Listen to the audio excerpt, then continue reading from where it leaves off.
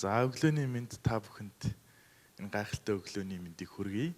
За тэгээд өнөөдөр би залбирал болон талархал гэсэн нэртэй номлолыг Баатара пастор болон удирдлагын багаас авсан. За ер нь би өөрөө лекц урдаг, лекц уншдаг хүн мөртлөө яг Бурхны үгэн дээр ирсэн чинь жоохон эмээнгүй байсан. Тэгээд би залбирч байгаа нэг зүйлийг ойлгосон нь үгүй би ер нь зүгээр л хэрэглэгдэхүүн байж ингээл том юмны төлөө зовоодох юм шаардлага байхгүй юм байна. Тэгэхээр эзэн яг юуг сануулна, эзэн яг юуг ярина, би тэр зүйлийг л ярих гэж би бодсон. За тэгээд ер нь одоо энэ номлолынхоо одоо скицийг гаргаад бэлдээд тэгээд ерөнхийдөө гой санаа орж ирээд тэгээд ингээд та бүхэнтэйгээ хуваалцсан. За тэгээд ерөнхийдөө бол залбирал болон талархал гэдэг энэ хоёр зүйлийг бол хүний амьсгалтай зүйрлж болох юм байна гэсэн. За бид нар залбирахаараа ингээ гаргаж ийн тийм ээ. Эзэн рүү ингээ хандаад гуйж болж байна те. Бас гомдолж болж байна. Ер нь бидний бурхан аав бол ер нь биднийг маш сайн сонсдог тийм ээ. Ер нь бид нар заримдаа хүнд нин тэргүүний хэрэгцээ бол ярих, уудлах, сэтгэлээ уудлах байдаг. Тэгэхээр энэ зүйлийг бол залбирал гэж хэлээд байгаа. Тэг амьсгалыг одоо авахтаа төдөө. За талархал бол ер нь бол сэргээр амьсгалыг одоо нөгөө гаргахтаа адилхан. За би залбирлыг хүлээж залбирлаараа одоо өөрийн хэрэгцээг хангалаа. Хүлээж авлаа. За буцаагаад би эзэнд талархаж тэрийг гаргаж юм гэсэн үг тийм ээ. Гэрийн бол гадагшаа урсгал, гадагшаа дотгошоо урсгал. За амьсгал болон алхалттай бас адилхан гэж болж байна. Ингэж явж байгаатай адилхан. Тэгэхээр энэ хоёр зүйлийг ер нь бол орхигдуулахгүй байх ёстой гэж би бол бодож байгаа.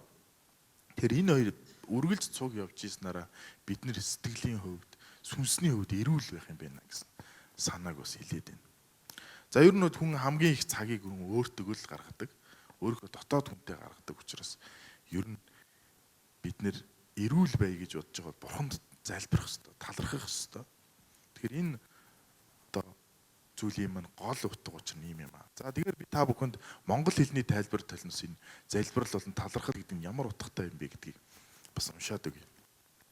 За залбирал гэдэг нь бол бид нэр даатгал, намжлал, итгэл гэсэн зүйл дээр одоо суурилсан. За би хэл сэтгэлээрээ үйлдсэн нүглээ намжлан өршөөлгөх, бусдын төлөө аврал сойрхолох гэсэн. За харин талархал болохоор ач тус хүргэсэнд баярлах сэтгэлийг илээд байна гэсэн үг тийм ээ. За хүлээн авсан сайн сайхын хүлээн зөвшөөрч түүнийг өгсөн эзэнт хариу хайраа илэрхийлэх явдал юм аа гэж.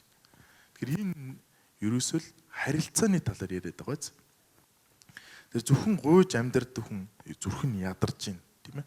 Гуйгаалan. Ер нь нэг тийм амьдрал дээр хүмүүс байдаг штеп. Нэг 5 цаас өгчөөч те. Гудамжинд явж исэн чинь ахтаа мөнгө өгөөч баян онгор явах гэсэн ингээл те. Тийм хүмүүс зөндөө байдаг те. Тэгээ авангуудаа амар талархдаг те. Тэр хүмүүс бас амар мундаг талархдаг штеп. Та бүхэн анзаарч исэн бол. Тэгэхээр хүний зүрх тэгж ядардаг байх нь тийм үү? Гэтэл талархдаг нь одоо талархдаг дан талархаад яваад байгаа хүн бол юм бас зүрх нь хатдаг гэж.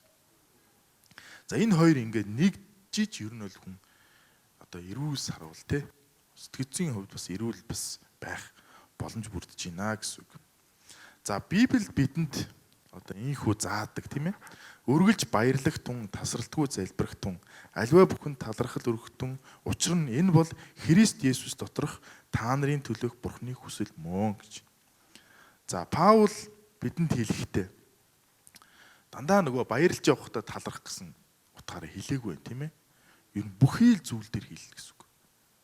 Ер нь одоо энэ талархал гэдэг зүйлийг бүх нөхцөл байдалд хийх ёстой. Тэгжийснээр бид нар энэ дотроо ингээ хүчтэй болж идэг тийм ээ. Магадгүй бид ингээд биеийг хөгжүүлээд байвал болчонтой бол айгүй мундаг болно шүү дээ тийм бак тийм. Сэтгэлийг хөгжүүлэх нэг арга нь бол талархал байгаад. За тэр байтугай те гуниг баяр, бүтлгүүтэл, эрүүл өвчтөө бүхий л нөхцөл талархах тун гэж. За залбирал бол үүрэг биш те. Энэ бол харилцаа. Бурхантай ярьж байгаа. Тэгэхээр эзэн Христ одоо нэг гайхамшигтай зүйлийг хийсэн. Энэ зүйл бол бидэнд залбирлыг заасан. Гэтэ залбирлыг заахтаа Тэнгэр дэх бидний эцэг гэж заасан, тийм үү? За хүнд байгаа хүн болгон аавтай, тийм үү? Бас эрчүүд нь хин нэгний аав байгаа, тийм. За ингээ ярих юм бол бүгдээрээ л ямар нэгэн байдлаар аавын талаар мэднэ. Бид нар аавтайгаа очиод л ямар нэгэн формал байдлаар ярьдгүй үстэй. Хүндэт аав минь гэл ингээ ярьдгүй үстэй те.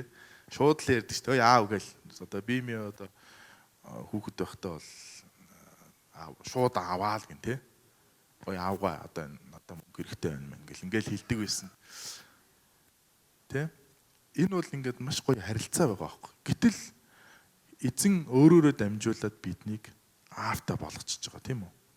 Тэгэхээр энэ харилцаа дээр бид нэр бүхий л боломжийг гаргаж ичнэ. За гуйж болж юм тийм үү? За аавынхаа хажууд чимээгөө сууж болж юм тийм үү? Заримдаа бид нэр уйлж тоочж болдог тийм үү? Заримдаа ерөн зүгээр аав хажууд байхад л гоё байдаг шүү дээ. За тэгээд ер нь бурхан биднээс ер нь жагсаалт янз бүрийн юм хүсдэггүй. Тэ? Бурхан бидний зүрхийг л хүсдэг. Энэ дотор маань ямар одоо хөрс, ямар үндэс, ямар одоо цэцэг нахаа юу вэ? Тэрийг л харж идэг тийм үү? За би бол ер нь бол за өөрөөгөө би нэг магтах гэдэг юм ерөөсөө байхгүй шүү. Тэрийг ойлгоорой. Ер нь яг би анханасаа л нэг бурхан байдаг гэдгийг мэддэг байсан. Хар багын нялхын л тийм мэддэг байсан. Тэгээд би ямарваа нэг юм болохоор ингээл жоохон баярлдаг те, залбирдаг. Ээжийнхээ төлөө ч юм уу, аавынхаа төлөө ч юм уу. Ер нь одоо манай миллениал үеийн 90-ад оныхон бол ер нь жоохон хүн юмар туулж гарсан байдгийг шүү дээ те. Ер нь картын барааны дараа мараа тэгэл ер нь бид нар чинь нэг орхигдчихсан үе те. Би бол одоо тэгэл нэгдүгээр ангид байхдаа өөрөө сургууль руугаа явдаг жишээ нэ. Тэгэхээр тэр үед байхдаа хүртэл би айдаг байсан. Тэгээ нөгөө нохоо мохоо гарч эндээс хацчдаг айгүй хэцүү. Тэгээд нэг удамжны хүүхэд гарч ирэл дээрэнтчдэг те. Тэгээ би тэр болгоон дээр ингээд залбирдаг байсан байхгүй. Ер нь гэл бурхан минь ээ. Яг ямар бурхан гэдгийг мэдэхгүй байгаа даа те. Гэтэл бурхан минь ээ гэж залбирдаг байсан. За тэгээд яхаа түр тухайн үед бол би талархдаг байсан бол би мэдэхгүй те. Одоо ингээд энэ гудамжаар яваад би нохоон тацуулахгүй явлаа гэхэд би талархдаг байсан баг. За тэгээд харин эзнийг таньж мэдсэн он жилүүдээс хойш ирнэ талархал гэдэг зүйл миний дотор ингээд суугаал гэсэн тий. Одоо үеилж суудаг. Ерөнхийд ингэж үе үүсгдэг тийм ээ. Тэгэхээр аливаа үетэй зүйл их бат бөх байдэн шүү дээ. Тэрнтэй адилхан үе үүсгэж ийсэн. За энэ маань ингээд зуршил болж миний дотор хэлбэрчж ийсэн.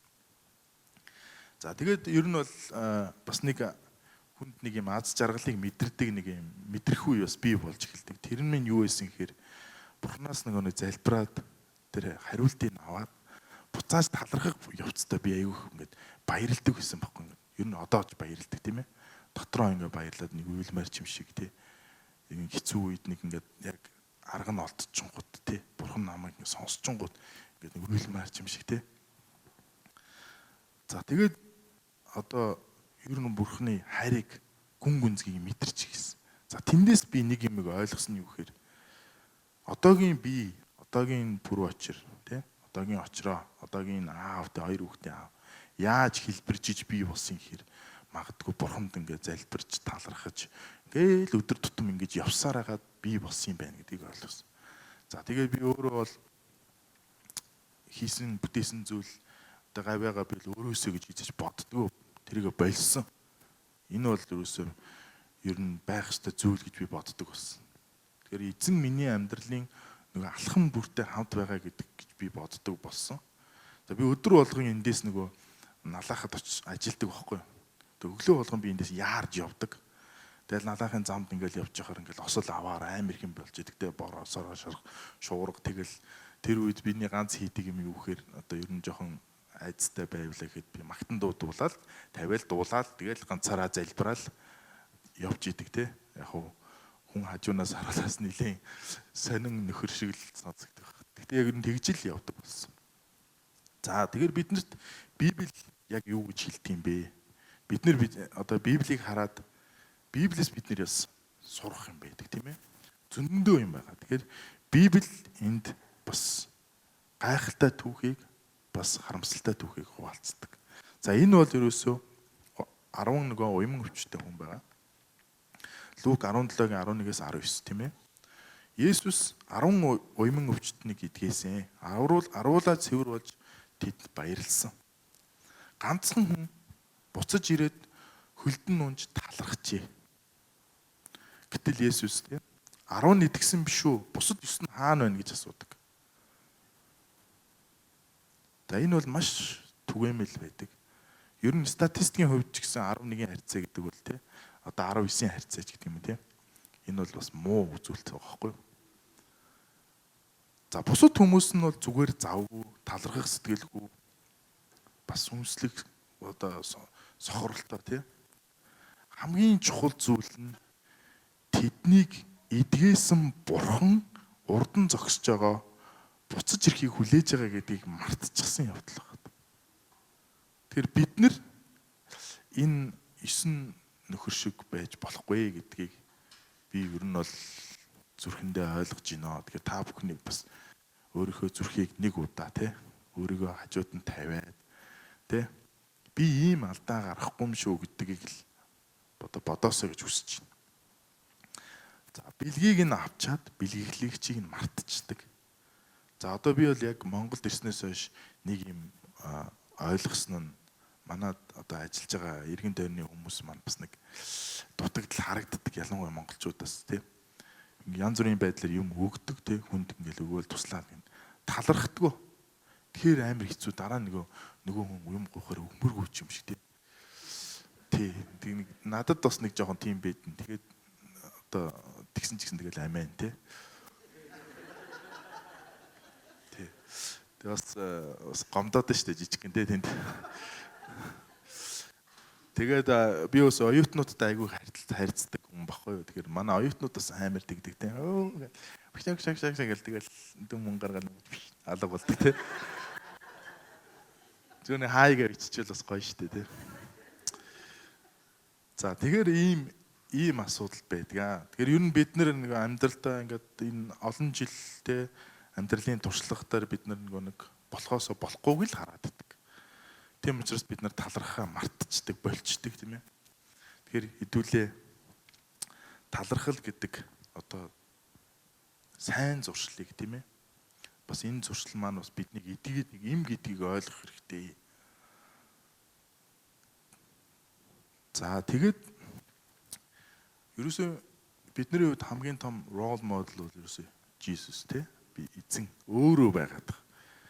За эзэн бол ерөөсөө бүхий л нөхцөлд талархаж исэн, залбирж исэн, тий? Бурхан аавтай бол шууд харилцаж исэн. Магадгүй ингээд сонсдог ч байсан байж магадгүй. Бидний мэдэхгүй тий. Би хажууд нь байгаагүй. Гэтэ би итгэлээрээ юу мэдэж ин гэхээр эзэн бол ерөөсөө л аавтайхаа зүгээр ингээд шууд л бид нэр ингээд ярьж байгаадаг харилцдаг байсан гэж боддог. За үргэлж эзэн өөрөө одоо эцэгтэйгээ хамт байсан тийм ээ. Тэрийг бид нэр ингээд Библийг унших болгонд л гаргаж ирж идэг тийм. Тэрийг бид нэр харж идэг. За одоо сүүчийн зоогон дээр бас нэг гайхалтай юмнууд гардаг нь болохоор эзэн талархал өргөсөн. Тэгэхээр яг бид нөгөө нэг ном зохиол одоо янз бүрийн Библи ингээд бүх одоо Библиэс агуулгатай одоо кино энэ дээрээс хардаг тийм үү.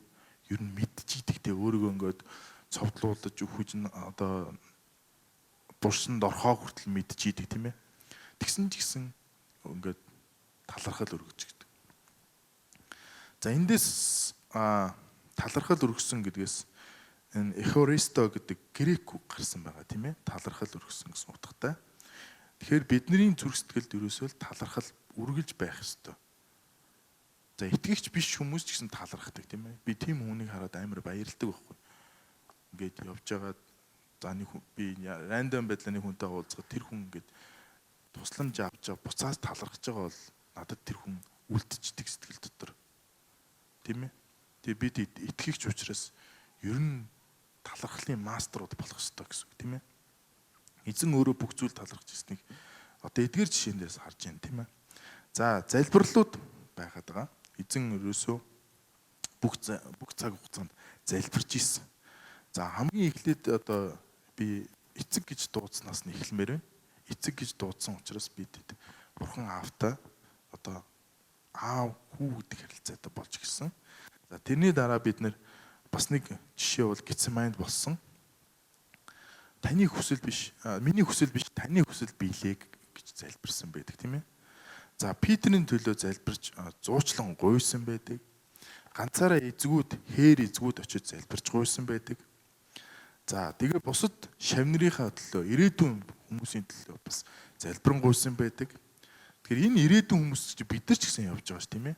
Тэгэхээр бидний ч төлөө Христ үжээ залбирцсан гэсэн үг. За хамгийн хэцүү одоо бид сонсоход харахад хэцүү зүйл бол загалмаа дээр бид одоо хүмүүсийн төлөө залбирдаг тийм ээ. Өөрийг нь цовдлоод өргөөд жадалж байгаа хүмүүсийн төлөө залбирч гуйсан байдаг. Энэ бол хүний нөгөө нэг шин чанар, мөн чанараас бүр хитийдсэн одоо аимшигтай, гайхамшигтай хайрын түүх байхгүй тий. Тэгэхээр бид нар энийг ойлгож явах хэрэгтэй. Үргэлж санаж явах хэрэгтэй. Тийм ч учраас бид одоо ариун зоогийг барьдаг тийм ээ. За нөгөө талаас талархлууд байдаг тийм ээ. 5,000 эрийг хооллохдоо талархсан. Та бүхэн гэртээ очиж энэ түүхүүдийг үзээрэй. Энэ одоо слайдыг боломжтой аваад тий үзээд энэ дагуу хараарай. Сүүлчийн зоогон дээр бас талархсан байдаг. Лазарын булшны өмнө очиж талархсан байдаг. За эцгээ магтан талархсан байдаг тийм ээ. Тэгэхээр ер нь бол талархлыг хийхдээ альва гайхамшиг үйлдэхээс өмнө бас хийчихэд байдаг тийм ээ. Одоо тэнгэр нөгөө одоо талархчаал хоосон сав өргөхөд л буцаад буухад дүүрээд бууж иж байгаа тийм ээ. Тэгэхээр энэ нэг юм харагдаад байгаа нь итгэл нь ямар гүн гүнзгий бат байсан харагдаад байгаа байхгүй. Тэгэхээр эндээс нэг дүгнэлт хийх юм бол итгэлээр дүүрэн хүн талархдаг байж болох юм а гэсэн дүгнэлт хийж байна. Тийм үү? Тэгэхээр залбирч гуйхаасаа ч өмнө шууд талархчдаг. Тэ? Одоо би бол баг тэрг бол үнэхээр гайхамшиг гэж бодож байгаа байхгүй. Одоо хоосон сав өргөөл одоо эндээс талах өгсөнд баярлаа гэдэг ингээд л талахтай байна гэдэг чинь агуу итгэл واخгүй тийм биз дээ. Тэгээ би заримдаа энийг өөрөө хэрэгжүүлдэг л дээ.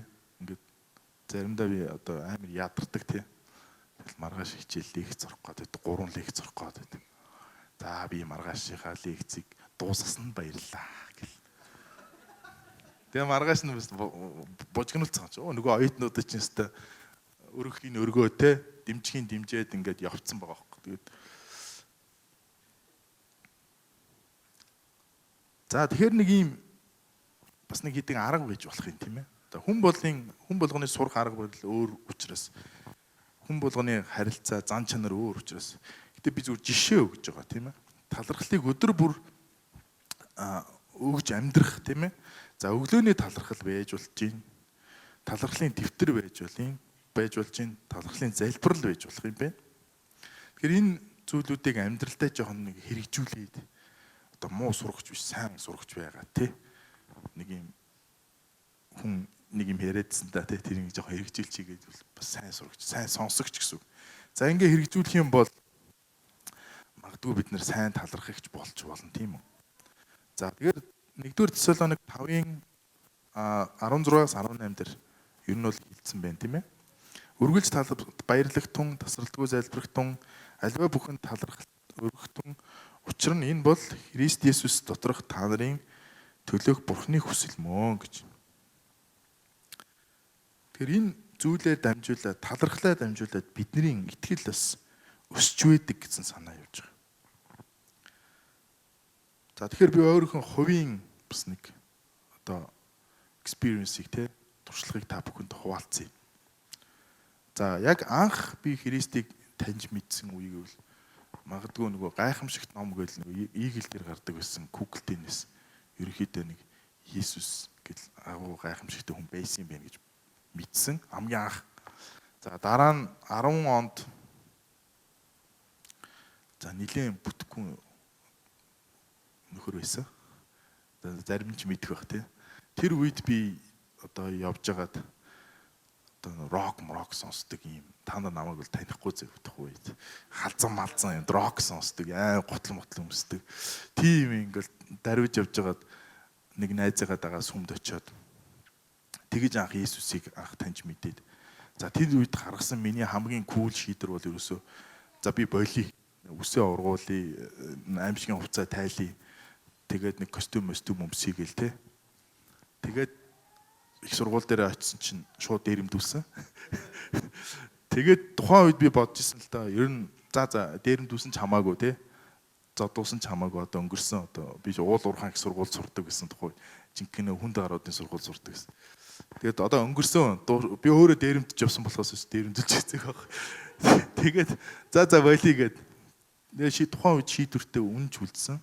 Би Христийг дагна одоо болий гэж бодсон. Тэгтээ бас нэг муу сурагч байсан л да. Яг ингээд эзэнд эртлээ 18 он хүртэл бас нилээн зовж зүдэрчтэй бүдэрч унж одоо явж иж нэг 18 онд яг жинхнээсээ итгэсэн гэж би боддог. За эзэн анх ирэх үед би амар их уйлсан. Асгартлаа уйлсан. Тэгээд би ер нь яагаад уйлаад байгаагаа ч ойлгоогүй. Ер нь нэг л юм болоод байна. Миний зүрх сэтгэлд нэг юм болоод байна. Тэгээ ингээд иччихсэн дотроо 20-30 хүний хажууд уйлах чинь бас нэг тийм таатай зүйл биш. Тэгээ уйлсны дараа нэг гоё уужирсан. За тэгээ би тухайн үед Герман улсад байсан хүний нутагт бас одоо их нэртэйгээ очсон, хүүхэдтэй болцсон. Өөрөө PhD-гээ оюутан болцсон ингээд нилээн хэцүү юм те. Германууд нь намайг шахаад байдаг. Өөрөө нөгөө хичээлээ ойлгодгүй. Уул уурхай инженерийн сургуулиас хим рүү очсон ингээд зовж очиж байгаа. Тэгээ бүх юм шин байдаг те. Тэр үед биш ингээд хөтлөө залбирдаг гэсэн юм. Тэгэл бурхан минь танад туслаач, энийг ойлгоход туслаач, ингээд үгээс ингээд гуйгаал байдаг те. За тэгэж би анх одоо эзэн дээр ирсэн юм аа. Одоо яг өөрөө зүрх сэтгэлээрээ.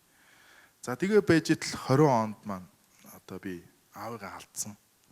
За яг тухайн үед би диплома бичээд дууссан. PhD-ийн бүтэн диплом бичээд дууссан. Тэргээ сабмит хийчихэд тэгээд нэг хэд хоногийн дараа аав маань өнгөрчдөг байхгүй. Тэгээ аавтай 2 жил уулзаагүй. Тэгээ буцаад тэг өглөө бол амар шиг өглөө байсан. Би босч тийм амар мэдээ сонсоод шоконд ороод. Ээж маань надад дээр ирсэн байсан үедэлтэй аав маань ганцаараа байж байгаа өнгөрчихөж байгаа. Тэгээ би буцаад ээжтэйгээ зүг ингээд аавыгаа оршуулах гээд явж байгаа. Тухайн үед ингээд ерөөсөө ингээд тэнгэр хөмөрчих шиг л байсан. Тэгээ би яг 9 цаг онгоцонд нисэж байхдаа ерөөсөө эзнээс би надтай хамт байх хичээл гэж гуйсан байхгүй.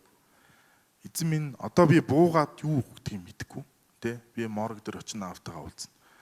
Тэгэхээр би буугаал та надтай хамт байхаа ч гэж гуйсан. Тэгээд буусан хамт байгааг нь мэдэрсэн. Би яг биеэрээ мэдэрсэн.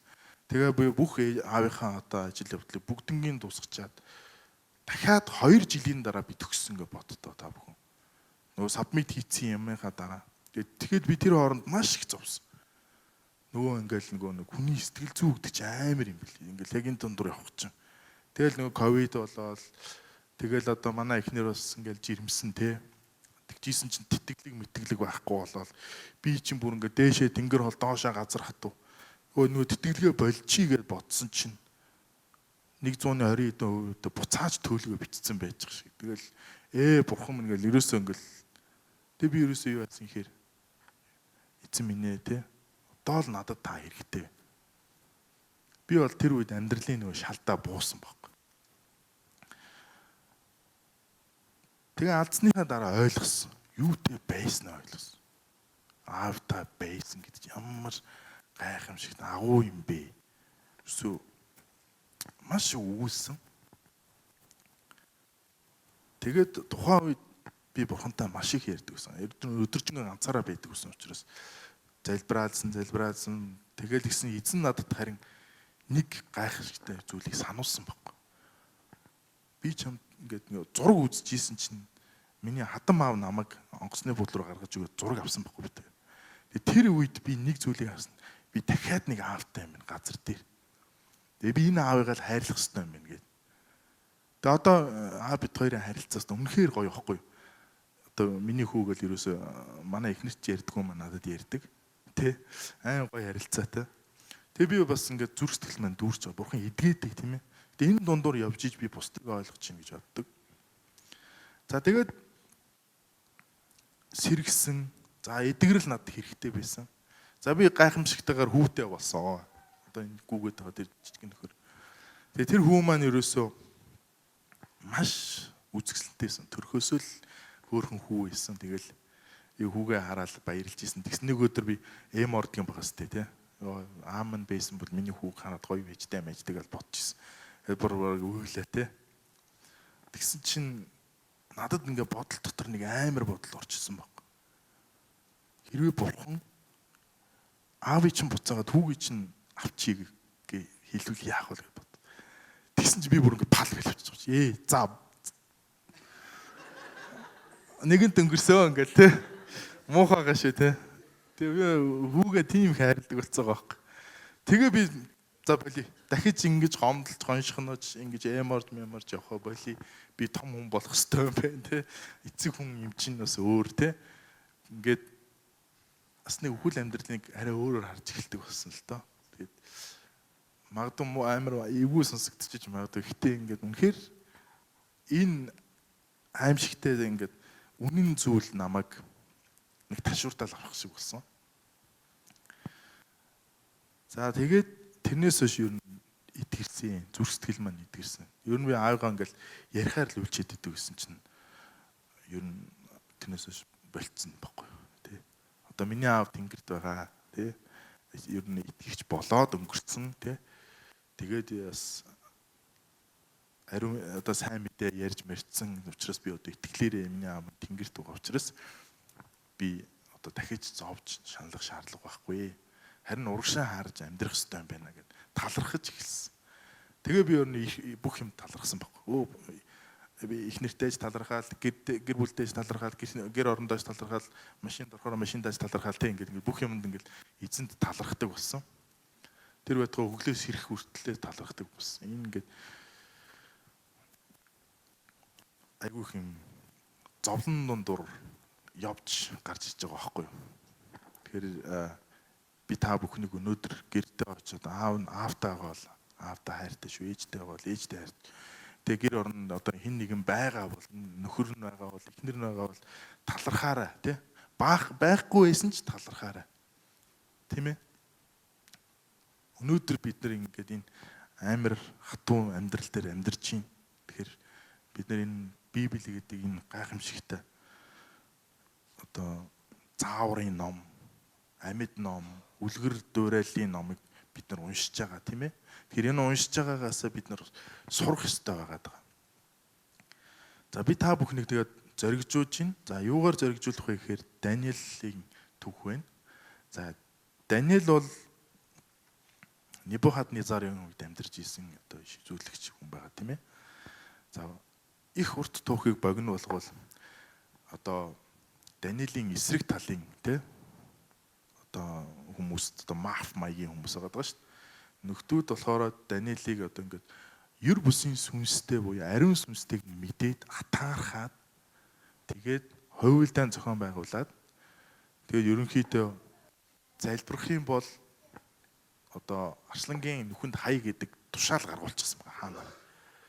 За тэгээд Даниэл бол тэрийг мэдчихсэн ч гэсэн залбирсан. Тэгээд талархалтайгаа залбираа тий. За тэгээд Даниэл Арслангийн торонд хаягдчихсан байгаа тийм ээ. Гэтэл бурхан арслангуудын амийг хаадаг. Тэгэхээр энэ бидний итгэл үнэмшил гэдэг энэ зүйл ямар хүчтэй байж болохыг харж байна тийм үү? Бид нар үхлээс ч яхаа болцсон байгаа байхгүй юу? Тэ? Тэр энэ дэр ингээд итгэлийн талархал тий. Тухайн үед магадгүй Даниэл Арслангийн торон дотор хайчаал бас талархсан л баг. Би тэгэж боддог тийм ээ. Талархаал бурхан талархаал өөргөөл тий. Тэгэхэд тэр эзэн Даниэлтэй хамт исэн учраас арслангуудын амийг хаацсан. За бид нар хүн учраас бас хүн өөр төр жишээ авъя л та. Танд ингээд талархдаггүй найз тий. Ингээд өдөр хажууд ч ингээд байж идэг юм чи аваад яваад ддаг тий.Ийнхэн жоохон ийм эвгүй найзууд бас байдаг штэ амьдрал дээр тий. талархдаггүй. Тэр найзтайгаа байх нь гоё байдаг үү? Эсвэл хажууд нь байгаа талархаад юм өгөрч юм. Өө баярлалаа миний найзгаа буцаагаад өөртөө байгаагаа өгөөд явах. Тэр найзтайгаа байх гоё байдаг уу? Ер нь талархдаг найзтайгаа байх гоё байдаг үст. Ер нь зүгээр хүний амьдралаар ботсон ч гэсэн тийм ээ. Тэгэхээр магадгүй талархал Бурхныг бид нартай ингээ ойр болгодог зүйл юм болов те. Бид нартай нэг нөхөрлөх тэр нөхөрлийг үн цэнтэй болгодог зүйл байгаа байхгүй. За тэгээ Филиппой 4-ийн 6-аас 7 дээр бас хэлсэн байна. Юунд ч санаа бүү зовоо. Харин альва зүйл талархал хийгээд гуйлтаараа залбирал хийгээд гуйлтаараа талархалтайгаа хүсэлтэй Бурханд мэдүүл. Тэгвэл бүх оюун ухаан санаанаас давсан Бурхан амар тайван та нарын зүрх сэтгэл бодол санааг хамгаалнаа гэсэн. Тэгэхээр энэ зүйлүүдийг ингэж комбинац болгож ашигласан жишээг бас харж болж байна тийм үү? Тэгэхээр одоо хэдүүлээ нэг зүйлийг туршия те. Ерөөсөө дотроо намайг ярьж хооронд бодоорой. Ягаад гэвэл таны тарих маш олон зүйлийг зэрэг бодох чадвартай. Тийм учраас дотроо ч гэсэн талархаараа тийм ээ. Нэг юм хүн урдчан гарч ирээ ярьж байгаа ч хүртэл талархаад практис хийгээд үзээрэй. За бас нэг өөр жишээ бол одоо талархлыг итгэлийн далавчтай зөөрлж байна тийм үү? Залбирал дээш өргөдөг, бидний гуйлт хүсэлтийг дээш өргөдөг.